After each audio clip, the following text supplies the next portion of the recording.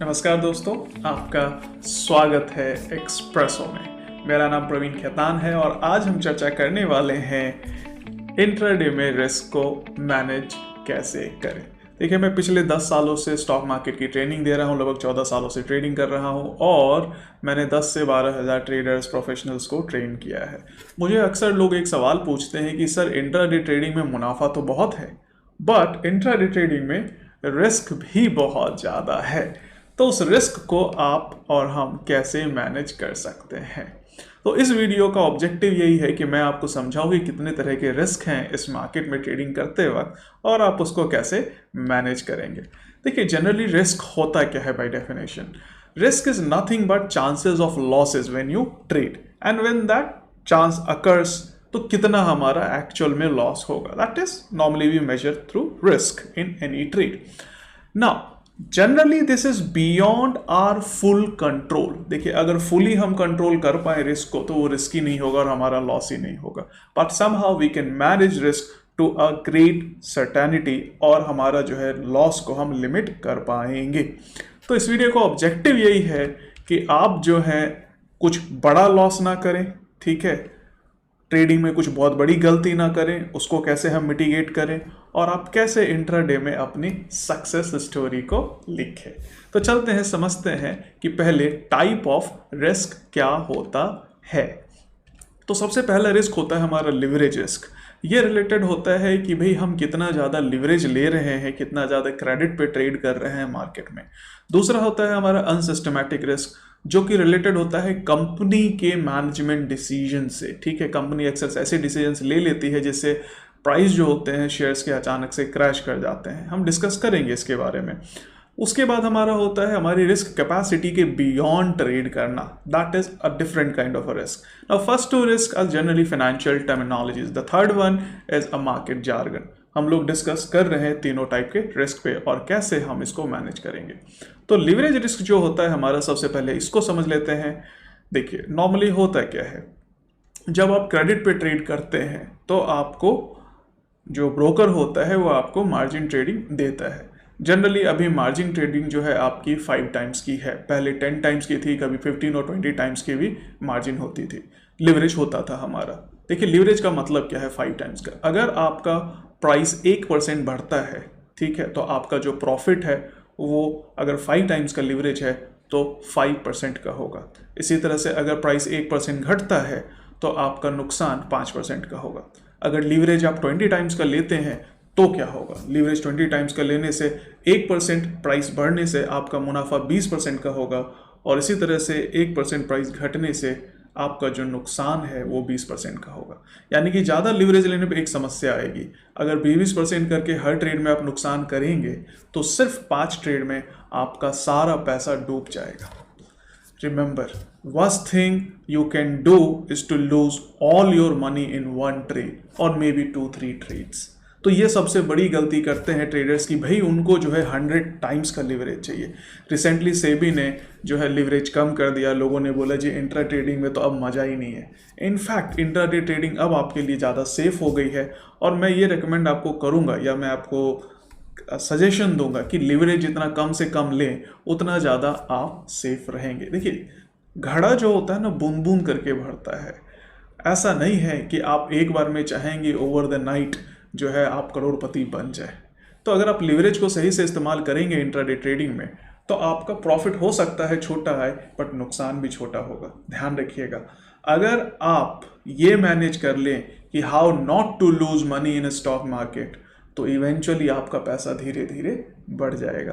तो ये एक बहुत बड़ा कल्प्रिट होता है लिवरेज, ज़्यादा लिवरेज लेना मार्केट में ट्रेडिंग करते वक्त। So 5 times leverage is a decent leverage. Generally मैं ट्रेडिंग करते वक्त 3 टाइम्स to 4 टाइम्स का लिवरेज लेता हूँ, इससे ज़्यादा नहीं लेता हूँ। इसके लिए मुझे पोजीशन साइजिंग करनी होती है, वो किसी और वीडियो में मैं आपको बताऊँगा।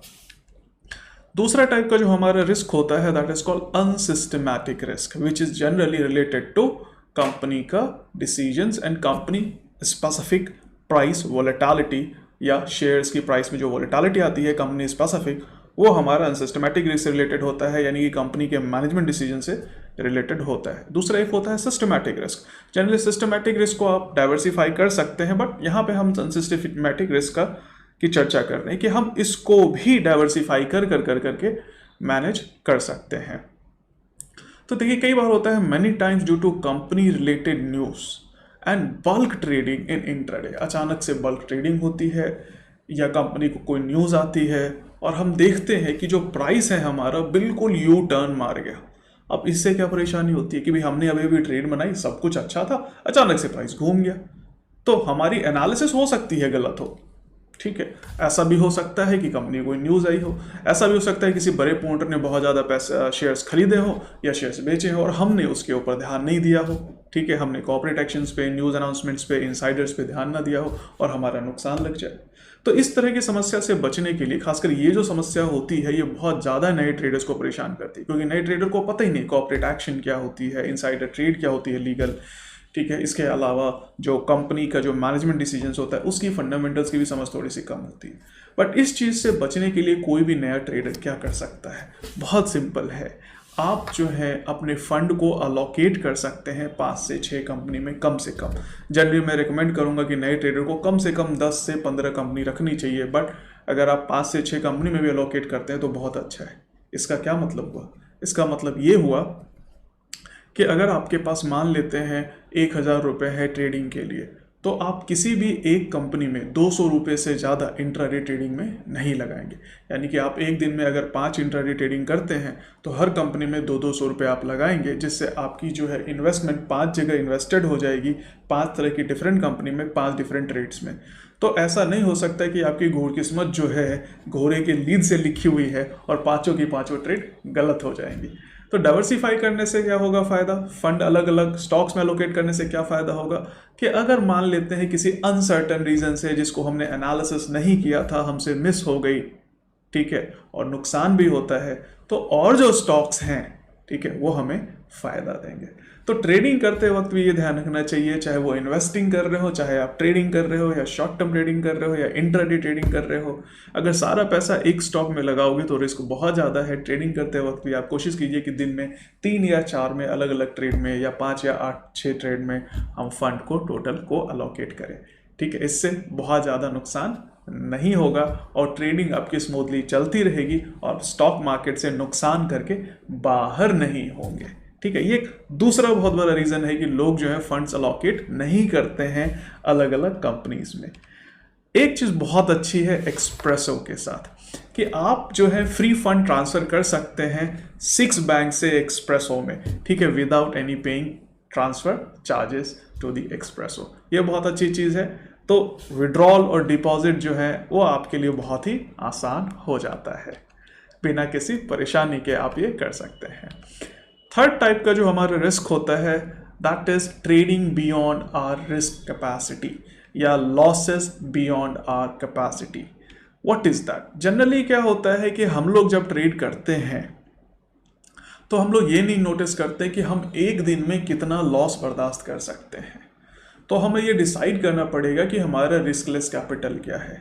क्या हमारा एक दिन में 500 रुपये का नुकसान बर्दाश्त करने का क्षमता है एक ट्रेड में या एक दिन में, या हमारी क्षमता है कि मैं 5,000 रुपये का भी नुकसान हो जाएगा तो कोई टेंशन नहीं है, बहुत इनकम है, कल फिर और लेके आ जाएंगे, क्योंकि बिजनेस से हमारा रोज़ का 50-60 हज़ार रुपये का प्रॉफिट है। तो आपको ये डिसाइड करना पड़ेगा कि कितना छोटा से छोटा अमाउंट है या बड़ा से बड़ा अमाउंट है जिसके नुकसान होने पे मेरे माथे पे एक सेकंड भी ना आए, ठीक है। तो ये क्या करता है, हमारे से क्या फ़ायदा होता है कि ट्रेड करते वक्त आप उस लिमिट के बियॉन्ड लॉस नहीं करते। तो अगर 500 की कैपेसिटी है मैक्सिमम आपकी एक ट्रेड में लॉस की, तो आपका स्टॉप लॉस जो होगा वो 500 से ज़्यादा नहीं होगा। दूसरा एक तरीका होता है कि आप ट्रेड करते वक्त स्टॉप लॉस जो लगा रहे हैं, ठीक है, देखिए stop loss is a must in intraday trading. दूसरा तरीका होता है कि अगर आप स्टॉप लॉस लगा रहे हैं तो जनरली लोग सजेस्ट करते हैं कि आप 1 या 2% जो भी आपका प्राइस है उससे नीचे लगाएं। आप बाई कर रहे हैं तो अगर शॉर्ट कर रहे हैं तो 1-2% ऊपर लगाएं। देखिए ये तरीका उतना कारगर नहीं है। आपको ये ध्यान देना चाहिए कि आपकी टोटल कैपिटल क्या है। तो यहाँ पे मैंने एक छोटी सी कैलकुलेशन दी है कि अगर मान लेते हैं कि आपकी टोटल कैपिटल 1,000 रुपये है और आप इंट्राडे ट्रेडिंग कर रहे हैं और 5 टाइम्स का लिवरेज ले रहे हैं, तो मतलब आप 5,000 रुपये तक का ट्रेड कर सकते हैं।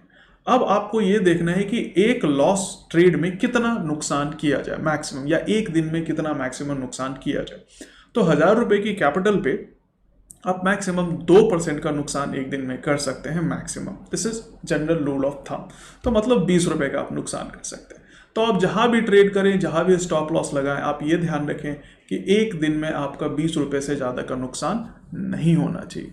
अगर 1000 रुपये आप लगा रहे हैं तो अगर आप 10,000 लगा रहे हैं तो 200 रुपये से ज़्यादा का नुकसान एक दिन में आप या एक ट्रेड में ना करें। This is maximum. अगर 1% कर सकते हैं तो वो ज़्यादा अच्छा है।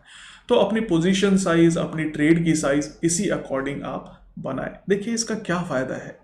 देखिए अगर आप एक ट्रेड में 2 नुकसान करते हैं, मान लीजिए 2% का नुकसान करते हैं, तो तकरीबन कम से कम 50 ट्रेड या 60 ट्रेड आपको करनी पड़ेगी, तब पूरी की पूरी कैपिटल आपकी ज़ीरो होगी। ठीक है, अब ऐसा तो नहीं है कि हमारी किस्मत इतनी बुरी है कि वो 50 ट्रेड मेरी गलत हो जाए। तो अगर 2% करके भी नुकसान करते हो सारे कैपिटल का, तो 50 ट्रेड करनी पड़ेगी नुकसान के लिए। देखिए ऐसे अगर हम बात करें रूल ऑफ प्रोबेबिलिटी, तो 4 ट्रेड में से 1 ट्रेड आपके फेवर में आएगी। ठीक है, और रिस्क रिवॉर्ड रेशियो आप 1:3 रखते हैं तो बहुत अच्छा चलेगा। तो रिस्क रिवॉर्ड रेशियो के बारे में हम आगे की क्लासेस में डिस्कस करेंगे, बट फिलहाल हम ये समझ लेते हैं कि अपने जो लॉस को है उसको आपको लिमिट करना पड़ेगा। आपकी जो रिस्क कैपेसिटी है उससे आप बाहर नहीं जाने देंगे। So this is about managing your loss which is beyond your capacity. दूसरी चीज़, एक चीज़ बहुत अच्छी है एक्सप्रेसो के साथ कि अगर किसी रीज़न से गॉड फॉरबिड आपका नुकसान हो जाता है तो सेकेंड लेग पे आपको जो है ब्रोकरेज नहीं देनी पड़ेगी एक्सप्रेसो के साथ। तो दोस्तों अगर आपको ये वीडियो पसंद आई तो एक्सप्रेसो को आप सब्सक्राइब जरूर करें। ठीक है, कंटेंट में लिखें कि आप आगे जो कमेंट है उसमें आप लिखें कि क्या कंटेंट आप देखना चाहते हैं। ठीक है, आगे के वीडियो में और भी कोई आपके सजेशंस हैं तो ज़रूर बताएं। इस चैनल को सब्सक्राइब करना ना भूलें और दोस्तों के साथ ज़रूर शेयर करें। मिलते हैं अगले एपिसोड में, तब तक के लिए bye bye, take care, see you sir.